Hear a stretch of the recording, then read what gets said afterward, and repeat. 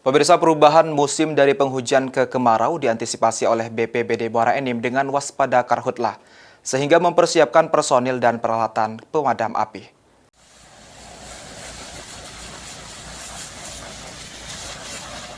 Berdasarkan data BMKG, Kabupaten Muara Enim saat ini sudah masuk dalam perubahan cuaca dari musim penghujan ke musim kemarau. Menghadapi musim kemarau, bencana kebakaran hutan dan lahan diantisipasi oleh BPBD dengan menyiapkan personil gabungan dan peralatan penanggulangan kebakaran.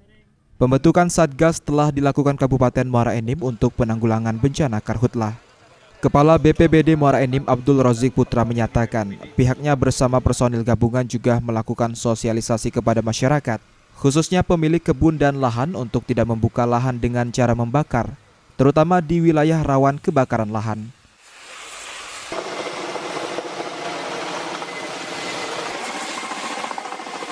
Untuk peralatan dan personil di BPBD itu siap. Itu ada pompa dingin, kita didukung sebanyak 30 unit pompa, termasuk juga pompa apung, dan juga ada 2 mobil tangki untuk supply.